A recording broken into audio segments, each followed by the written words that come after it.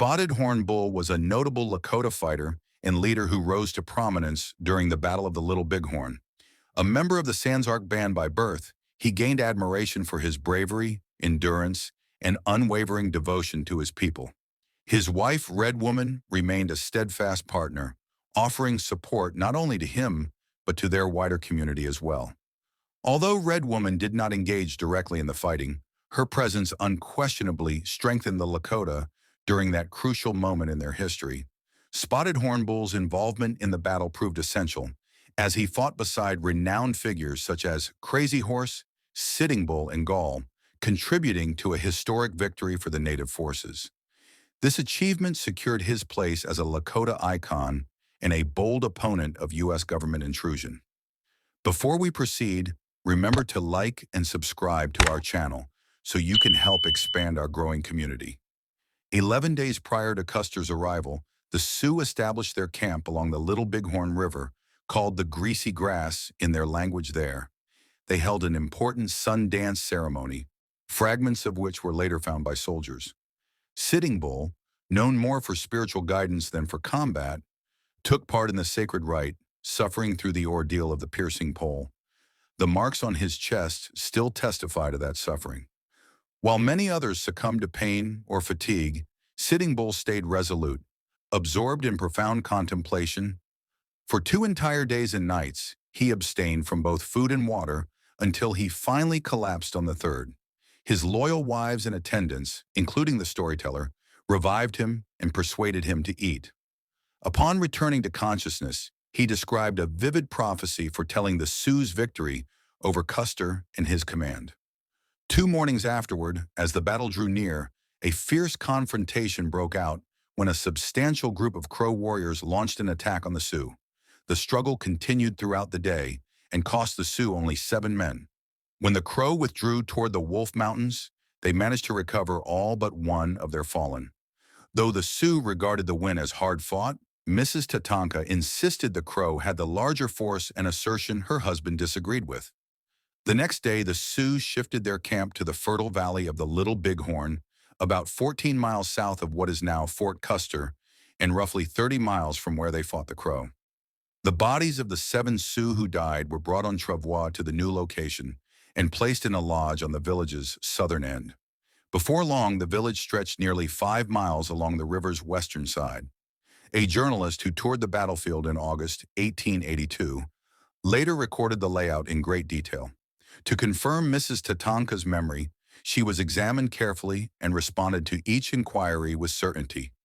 With calm confidence, she said, "How could I not know this place? It is my homeland." Like many Sioux, she possessed the skill to draw simple maps.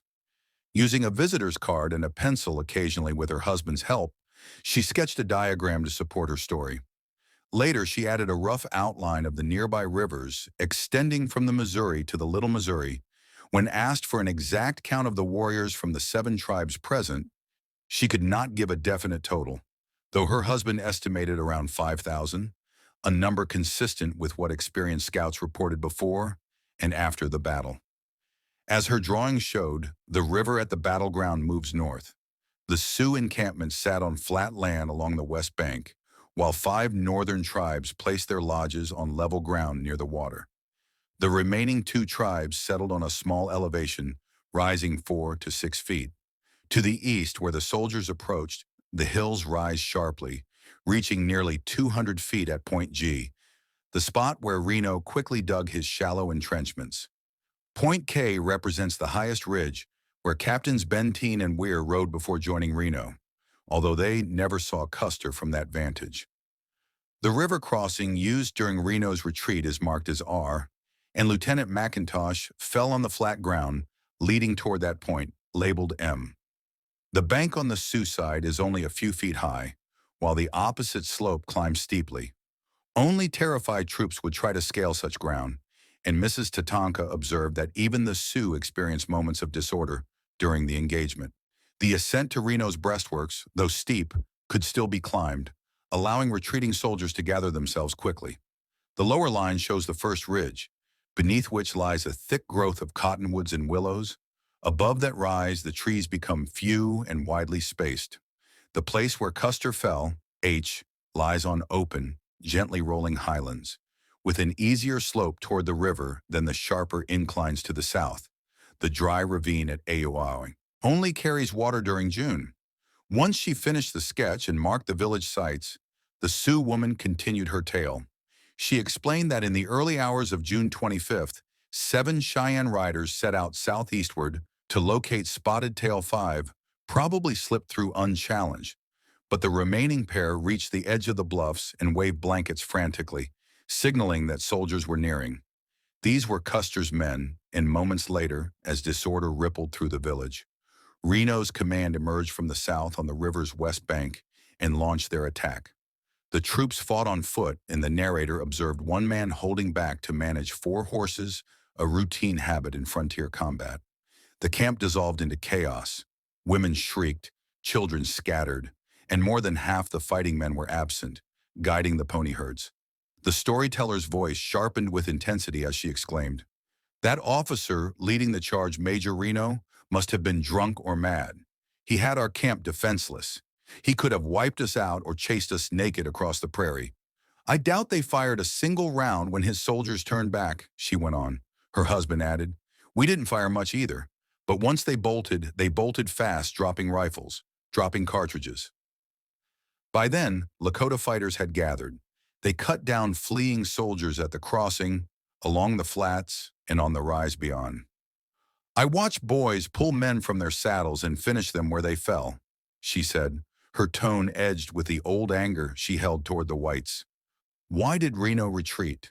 In her view, he panicked when he saw how large the village truly was, a fear worse than the Sioux's own confusion. Warriors herding back the ponies collided with families escaping the lodges, each group convinced disaster had struck. Reno's collapse had barely ended when Custer's bugles rang out, but the Sioux were ready. Warriors splashed across the river, riding hard to surround Custer's column, first at a distance, then closing in like tightening loops. Mrs. Tatanka raced her pony to a ridge overlooking the encampment. From there she witnessed soldiers dropping from their mounts, every 4th trooper gripping 3 extra horses, the rest charging toward the river, only to be cut down by gunfire hidden in the willows. She laughed. Our people, even the young boys, had more than enough rifles and ammunition for these fresh troops. And the men who ran away, they left plenty behind. Riding along the northern edge of camp, she saw warriors narrowing the circle. Soldiers scrambled back to their mounts. War cries and shouts from the whites rose together until the shrinking knot of soldiers vanished beneath the flooding mass of Lakota fighters. Her pony carried her downstream toward the Minneconjou lodges on the far left. Within an hour, not one soldier remained alive on the field, only big, sleek-looking cavalry horses, as she described them, miming their heavy gait. Lakota ponies, quick and agile, darted like birds through the broken lines. 5 deaths for every minute that passed, that, she said, was the cost. And her husband added a final memory: the fall of a lone officer, the last man standing. This soldier rode a splendid mount, its color long forgotten, and realizing he was the final survivor, pushed his horse up the ravine marked Umbar on the diagram. 5 Lakota gave chase, 2 Oglalas, 2 Hunkpapas, and a Brule on fast ponies. One after another, the pursuers dropped back until only a single unarmed Hunkpapa remained. Just as the final warrior thought of giving up, the officer turned, saw him, and, knowing his blown horse could run no farther, drew his pistol and took his own life. That was a fine horse, Tatanka noted, adding that the Sioux who captured it, whom she named in Lakota, rode the animal for many years afterward. They believed the chase stretched 7 miles or more from the main fight. Though Lieutenant Harrington's body was never recovered, this desperate suicide may well have been his. As soon as Custer's battalion fell, the Sioux shifted their fury toward Reno and Bentine's trapped command on the heights. The narrator chuckled as she recalled young warriors gleefully shooting at soldiers who dashed downhill in frantic efforts to reach water.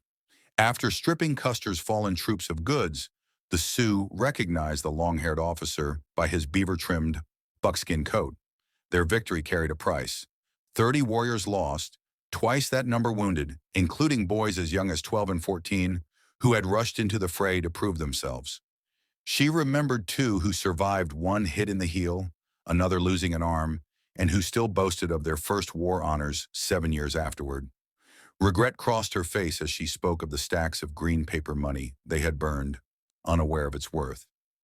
"We understand paper money today," she said with a rueful laugh. "We wouldn't waste it now." But celebrations were short-lived. Word of General Terry's advance sent the village fleeing. They traveled without rest for days until reaching the shelter of the Bighorn Mountains, where they stayed before splitting up, the Hunkpapas and several others heading north. The woman told her story with full confidence, not imagining her words would ever be recorded. Neither she nor her husband knew their private account would become part of the historical record. Had writing tools been visible, they would have stopped speaking immediately. Major McLaughlin introduced the reporter as a friendly listener, making the conversation feel casual rather than official. When asked whether the Sioux had mutilated Custer's men, the woman bristled, "Heya! Heya!" denying it at first, then admitting many scalps had indeed been taken. Major McLaughlin's 1908 to 1909 rendering preserved the poetic rhythm of the original Lakota tale. This expanded retelling, filled with the dramatic cadence typical of Native oral tradition, showed a few differences from the 1883 Pioneer Press account. Her placement of the tribal bands shifted slightly, and she left out the 7 Cheyenne scouts who rode out that morning, 2 of whom returned to alert the camp of Custer's advance. In this later telling, she asserted that women and children gathering turnips were the first to notice Custer's column 6 to 8 miles east of the river. As in her earlier testimony, she emphasized that Reno struck too early before Custer reached his assigned position, which allowed the Sioux to overwhelm each detachment on its own. Had Reno acted in unison, the initial charge might have shattered the village entirely. Her depiction of Reno's charge through the valley blazed with emotion. Hunkpapa, Blackfeet, Oglala, and Minneconjou fighters swept through the lodges like fire whipped by wind, straight toward the spot where the soldiers had dismounted. "If they had ridden in together," she remarked, "they might have smashed our whole people. But our young men were already drawn toward Custer's coming. The Great Spirit watched over his children," she said. "He caused Reno to strike too early. Sioux warriors fell upon the troops like sleet on cornfields, cutting many down within minutes. Those who failed to cross the river died where they stood while Custer lingered 3 miles away. Before the sunlight had shifted more than a little, 40 soldiers lay dead, their guns gathered by the victors." Her recounting of the crushing onslaught that annihilated Custer's battalion holds immense dramatic force. To grasp its full weight, one must hear the complete tale. Even this shortened version leaves listeners tense and breathless. Farther down the Greasy Grass, across from the Cheyenne and Sans Arc villages, there was an easy ford. We warriors understood Longhair's design. He intended to strike the lower end of the camp, while Reno pressed from the upper side. Even our women recognized that Reno had attacked too early. From my place behind the lodges, and later along the river's edge, I watched our defense unfold. Before any shot rang out, I knew none of Longhair's followers would survive to recount the battle. Across the water, bugles echoed as the blue coat line swung into its attacking formation. What followed came as swiftly as lightning. Our warriors coursed through camp like a windstorm over the plains, plunging into the ravines while women hurried to gather the pony herds. Our chiefs and young fighters sped toward the village's lower end, where the stone marker stands today, between Longhair's moving column and the concealed ravine twisting behind the butte. The soldiers had no sense of what waited for them. Scores of our fighters, Cheyennes in the lead, men of my band behind them, and more pouring in splashed across the river and vanished into the ravine. Others lingered along the water's edge, ready to strike. It became clear to me then. Longhair's command was walking into a trap, caught between 2 closing jaws. When Reno's attack collapsed, Gall and his warriors crossed back with the women trailing after them. Across the river we heard Gall shout, "Scatter their horses!" At once the youths let loose their war cries, sending the army mounts racing in panic, and our women seized them. We fought using cartridges taken from fallen soldiers, charging on horses we had just captured. I stayed with the other women along the river, watching the battle shape itself before my eyes. Crazy Horse guiding the Cheyennes through the current. Crow King's Hunk Papas following close. Then Gall, fresh from cutting down Reno's men, riding straight for the spot where Longhair's soldiers had paused. I no longer recall the order in which things happened, but the scenes remain sharp as chipped stone. From our side, we heard the shouts echoing when two Cheyenne warriors tried to cross, though one fell to Longhair's gunfire. Then rising like a storm breaking open the earth, warriors under Crow King, Hump, Crazy Horse, and other great leaders surged up the heights from every side. The final clear image we saw before dust and smoke swallowed everything was a frenzy of gray horses, loose and riderless. Though the soldiers kept firing rapidly, our warriors' shots struck true. By the time we women entered the river and climbed the opposite bank, the fight was ended. Longhair lay among the slain, and more than 200 bluecoats covered the ridge. Our young fighters, still burning with the fury of combat, sent bullets into bodies already still none were taken alive. I asked her quietly, "Was there more battle after that?" "Not much," she answered. Reno's men, trapped on their rise, only ventured down at peril when they came seeking water. Gall kept warriors posted along the shorelines, shooting at any soldier bold enough to approach. A few scattered clashes followed, but none of our young men were lost. That night the Sioux rejoiced. Flames lit the whole camp as people danced, warriors, mothers, children lifting victory songs to the sky. The Great Spirit had granted us a powerful triumph, and our hearts pulsed with fierce pride. Some urged that Reno's men should be finished off while they cowered on their hill. Yet Gall, Crow King, and Crazy Horse urged restraint. "We will fire on them, but not charge thirst will defeat them for us." The young warriors accepted this. While most celebrated, others kept watch, making sure no soldier who crept toward the river returned alive. The following day brought small bursts of fighting until scouts brought word of more troops advancing from the north. Then we began our preparations to move. Never before had the Sioux earned a victory so tremendous. For such little loss, only 22 of our own had fallen. And that is how it ended Longhair's downfall in the valley of the Greasy Grass. A battle remembered not in shame, but with sorrow for all that followed it. May this telling help you draw nearer to the truth of that day. The smoke faded. The guns fell still. Yet the story of Longhair's last hour and of the Sioux's unyielding stand did not die on that blood-soaked hill. It lingers in the wind that sweeps the greasy grass, in the voices of our singers, and in the questions that still trouble scholars. What if Reno had waited? What if Custer had noticed the ravine? What if fate had shifted by a heartbeat? One battle, one triumph, 1,000 mysteries. You have heard our telling, but the echo of Little Bighorn continues across the years. What do you believe sealed the outcome of that day? Share your thoughts below. Was it tactics, spirit, or something deeper?